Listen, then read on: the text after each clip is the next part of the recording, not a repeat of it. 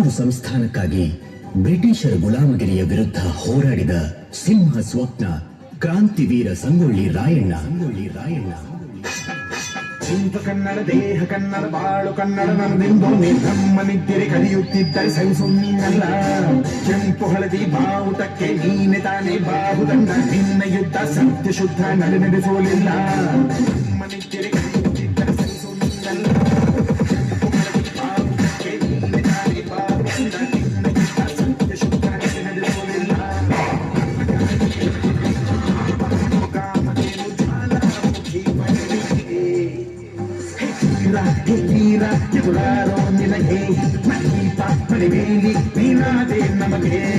ಹೈದರಾಲಿಯ ನೂರಾರು ಶತ್ರು ಸೈನ್ಯವನ್ನು ಹಿಂಜರಿಯದೆ ತನ್ನ ಒನಕೆಯಿಂದಲೇ ಕೊಂದ ಚಿತ್ರದುರ್ಗ ಕೋಟೆಯ ಕಾವಲುಗಾರ ಹನುಮಂತಪ್ಪನ ಹೆಂಡತಿ ಕೆಚ್ಚೆದೆಯ ಮಹಿಳೆ ಒನಕೆ ಓಬವ್ವ.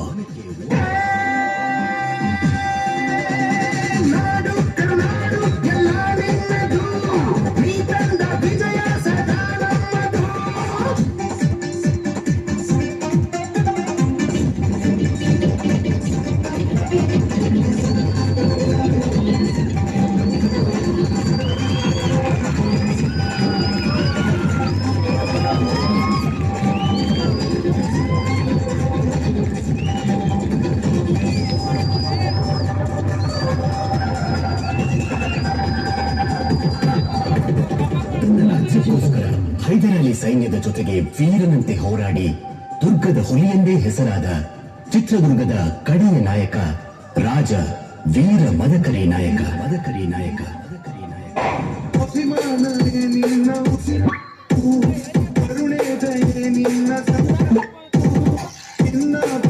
ಹಿಂದೆ ಕನಸಾಗರ ನೀರವರ ಎದೆಯಲ್ಲಿ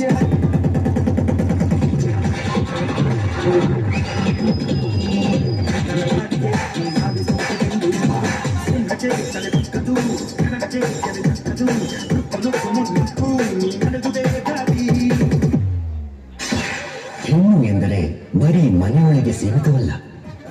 ಯುದ್ಧ ಭೂಮಿಯಲ್ಲೂ ಕತ್ತಿ ಹಿಡಿದು ಹೋರಾಡುವ ದಿಟ್ಟ ಹೆಣ್ಣೆಂದು ದೇಶಕ್ಕಾಗಿ ಪ್ರಾಣ ಕೊಟ್ಟವಳೇ ತಾಯಿ ಕಿತ್ತೂರು ರಾಣಿ ಚೆನ್ನಮ್ಮ.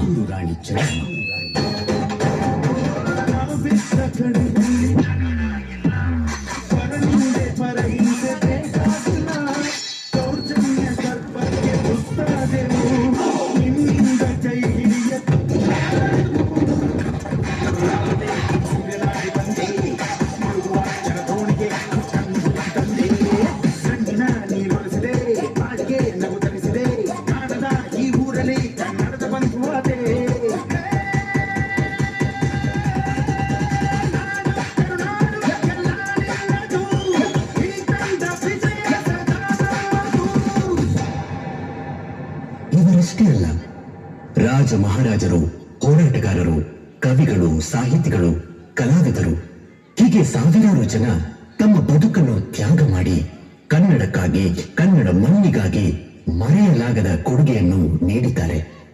ಅವರೆಲ್ಲರನ್ನು ಸ್ಮರಿಸುತ್ತಾ ನಮ್ಮ ಉಸಿರು ಇರುವವರೆಗೂ ಅವರಿಗೆ ಚಿರಋಣಿಯಾಗಿರೋಣ.